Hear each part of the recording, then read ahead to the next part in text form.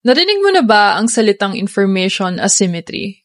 Sa economics, ito ay kapag mas may alam ang isang tao o grupo kaysa sayo at dahil dito, sila ay nakikinabang habang ikaw ay nalulugi. Halimbawa, kapag ang katrabaho mo ay mas may alam sa impormasyon kaysa sayo at hindi niya sinasabi sayo para magkamali ka, ito ay information asymmetry. O sa pagbebenta naman, maaring itago na nagbebenta sa iyo ang detalye ng produkto o mga depekto nito para makakita sila.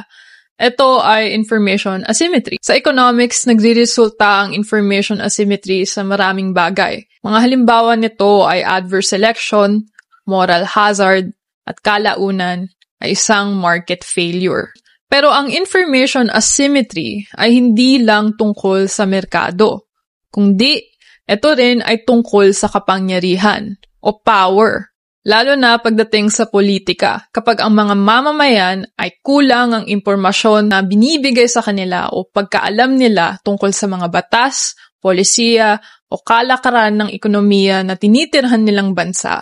Sila ay nalulugi. Ibig sabihin nito ay hindi nila alam kung saan napupunta ang buwis nila. Hindi rin nila alam na may mga batas o polisiya na pala na nangyayari na nagpapahirap pa sa kanila. At hindi nila alam na ito ang rason kaya ang kapangyarihan ay nasa iilan lamang. Ito ay tinatawag na monopolies of knowledge. Kapag ang ruling class ay nananatiling ruling class, dahil sila ay nagko-control ng impormasyon na umaabot sa'yo. Sa bawat aspeto, sa kapangyarihan man o sa merkado, maraming solusyon ng information asymmetry.